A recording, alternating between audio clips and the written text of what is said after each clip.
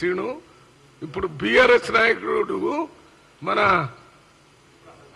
కేటీఆర్ గారు ఒక మాట చెప్తున్న రోజు మేము ప్రచారం చేసి ఉంటే మేమే గెలిచేవాళ్ళం, ప్రచారాన్ని నమ్ముకోకుండా మేము అభివృద్ధిని సంక్షేమాన్ని నమ్ముకోవటం వల్ల ఓడిపోయామంటున్నారు.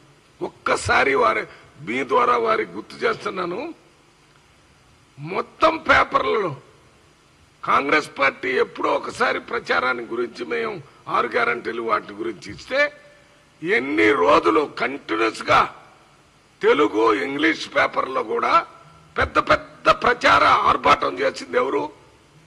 శ్రీనన్న మీరు చూశారు కదా.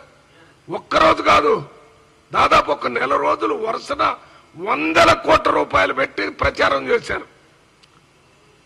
అక్కడేది తెలంగాణలో కాదు, ఆ కర్ణాటకలో జరుగుతుందని ఒక రోజు, ఇక్కడ జరుగుతుందని ఇంకో రోజు, ఇంకేదో జరుగుతుందని ఇంకో రోజు, అసలు కాంగ్రెస్ పార్టీ ఇన్ని సంవత్సరాల్లో ఏం చేసిందని ఒక రోజు, ఇప్పుడు భవిష్యత్తులో వస్తే ఏమి నష్టం జరిగిద్దని ఇంకో రోజు.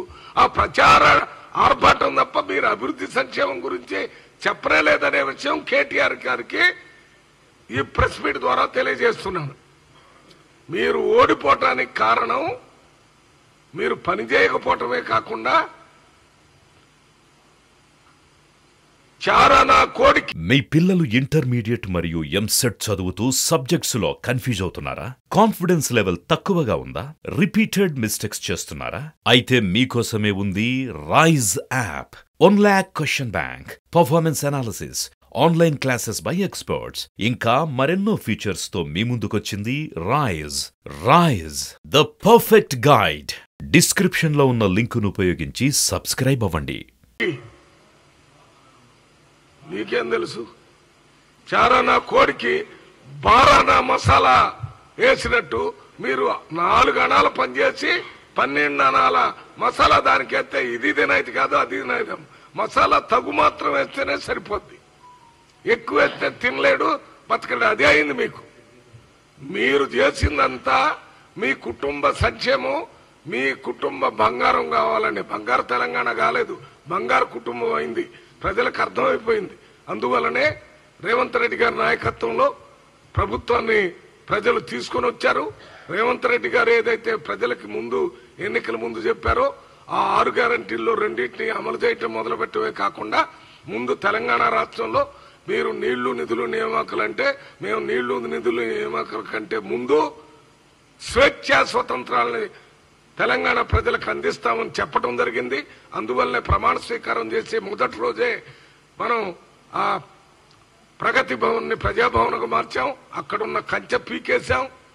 ఆ ప్రగతి భవన్ లో ప్రజలందరికీ వాళ్ళ కష్ట సుఖాలు చెప్పుకోవడానికి, రిప్రజెంటేషన్ తీసుకోవడానికి ఏర్పాటు చేశాం. దాదాపు 1 కోటి రిప్రజెంటేషన్లు వచ్చినాయి. వాటి మీద ఏ రకంగా అమలు చేయాలని ముఖ్యమంత్రి గారే స్వయంగా ఒక రివ్యూ మీటింగ్ పెట్టారు. ఇది కాకుండా ప్రభుత్వంలో భాగస్వామ్య పరిపాలనే ప్రజాస్వామ్య పరిపాలన. భాగస్వామ్య పరిపాలనే ప్రజాస్వామ్య పరిపాలన. అంటే ప్రజల యొక్క భాగస్వామ్యం ప్రభుత్వ యంత్రాంగంలో ఉండాలి. అది మీరు ఇప్పుడు సీఎం గారు ఆఫీసులో చూడండి, సెక్రటేరియట్ అఫీషియల్స్ లో చూడండి, జిల్లా ఎస్పీలు కలెక్టర్లో చూడండి, ఎక్కడ చూసినా పోలీసు, రెవెన్యూ, పంచాయతీరాజ్ అన్నిట్లో ఏ యూనిట్ లో చూసినా తెలంగాణ కనపడే విధంగా అపాయింట్మెంట్ జరిగినాయి on the basis of merit and efficiency.